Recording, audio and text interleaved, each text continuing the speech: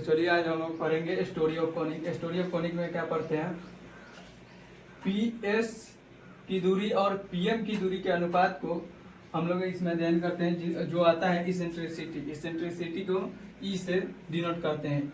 जैसे इसे कहानी की तरह समझते हैं। जैसे मान लीजिए कि ई मैं हूँ, एस मैं हूँ, और यहाँ पर पी मेरी गर्लफ्रेंड है।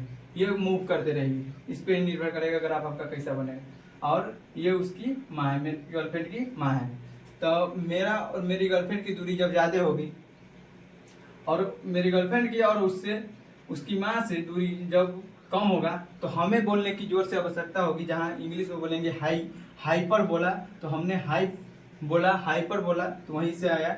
जब दूरी ज़्यादा होगी तो हाई बोलना होगा, तो हाइपर बोला। और जब मेरी गर्लफ्रेंड से मेरी दूरी और उसकी माँ से उसकी दूरी, जब दोनों गोटा की दूरी बराबर होगा, तो हमें सीधे बोलने की आवश्यकता होगी जो कि समझ सके। तो यहाँ पर बोलेंगे क्या, पर बोलो, पर बोलो, तो यहाँ पर हो जाएगा पराबोला। और उसके बाद में जब मेरी गर्लफ्रेंड मेरे नज़दीक आएगी और वो अपनी माँ से बहुत दूर हो जाएगी, यहाँ पे जब ये नज़दीक होगा और वो अपनी माँ से दूर हो जाएगी, तो हमें देखते जब सामने आएगी तो हम उसे क्या देखेंगे, तो उसकी लिपस्टिक हमने देखा और ये पूछा कि ये लिपस्टिक, तो उसने बोला हाँ, ये तुम नहीं दिया था। तो वहाँ से आया कि लिपस्टिक मतलब इलिप्स का फॉर्मेशन हुआ।